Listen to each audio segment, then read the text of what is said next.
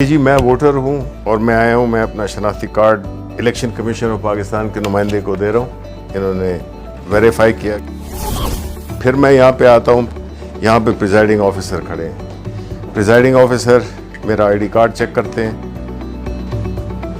और मुझे क्लियर करते हैं कि मैं अपना वोट डाल सकता हूं। इन्होंने यहां से बैलेट का प्रेस किया और मैंने अपनी पसंद के कैंडिडेट को देखते हुए, इंतखाबी निशान भी है और नाम भी है, तो मैं अपना वोट दे रहा हूं जी जुबैर जट को, बैट।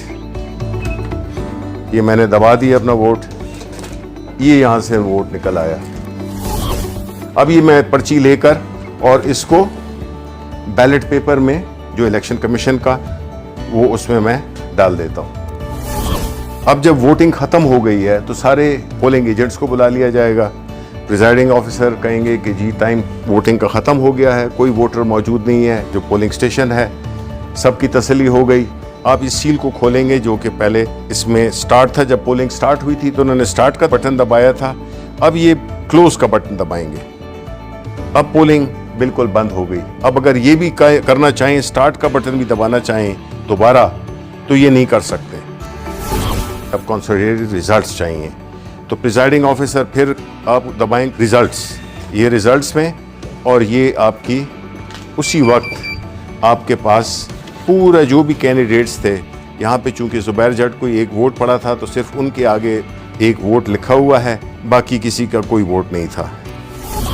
ये जो लिस्ट है इसमें प्रिजाइडिंग ऑफिसर साइन करेंगे और उसके बाद जो भी पोलिंग एजेंट्स हैं वो साइन करेंगे।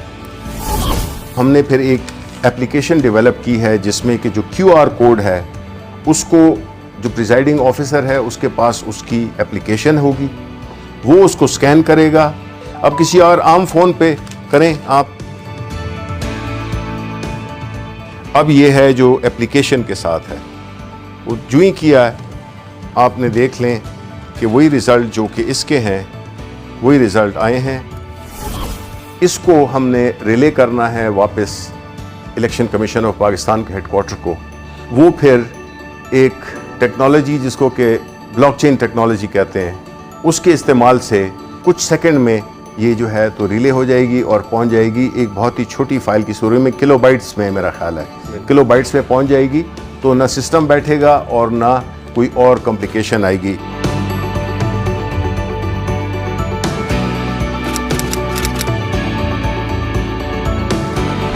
अगर कोई ये कोशिश भी करे कि वो उसी तरह का वोट पहले तो छपवा नहीं सकता, लेकिन अगर छपवा भी ले तो वो वोट इसलिए काउंट आउट होगा क्योंकि हर वोट के ऊपर एक बार कोड है। वो बार कोड जब आप स्कैन करते हैं तो वो आपको सिर्फ एक इंफॉर्मेशन देगा, सिर्फ ये बताएगा कि ये इस पोलिंग स्टेशन का बैलेट पेपर है। तो हमें जब पोस्ट ऑडिट इलेक्शन किसी को एतराज़ हो सकता है तो तब भी ये इंफॉर्मेशन के टाइम और जो पोलिंग स्टेशन है सिर्फ उसकी इंफॉर्मेशन होगी जो कि सबको दिखाई भी जा सकती है। ब्लॉकचेन टेक्नोलॉजी का जो बुनियादी कॉन्सेप्ट है वो यही है कि उसको चूंकि मल्टीपल उसकी लेजर्स होते हैं तो उसको कोई चेंज नहीं कर सकेगा, ऑल्टर नहीं कर सकेगा। तो इसलिए जो मसला था RTS का, जिसकी वजह से इसको इस पूरे अमल को एक बदनामी का सामना करना पड़ा, उसका हल भी हमने निकाल दिया है। जब एक वोट डल जाए तो ये मशीन डीएक्टिवेट हो जाती है और जब तक के बैलेट का बटन न दबाएं, प्रिजाइडिंग ऑफिसर वो जो इजाज़त थी वो एक ही वोट के लिए थी। ये सिर्फ मशीन नहीं, ये पूरी एक सोच की तब्दीली है, उस निज़ाम की तब्दीली है। लोग धौंस के ज़रिए, पैसे के ज़रिए और मुख्तलिफ गैर कानूनी हथगंडे इस्तेमाल करके वो हारे हुए इलेक्शन को जीत में तब्दील कर देते थे और जीते हुए इलेक्शन को हार में तब्दील कर देते थे। चूँकि एक स्टैंड अलोन मशीन है जिसमें कि इसका ना कोई इंटरनेट से ताल्लुक़ है, ना इसका कोई वाईफाई से ताल्लुक़ है, ना इसका कोई ब्लूटूथ से है, तो ये बैरूनी असरात से ये बिल्कुल मुबर्रा है।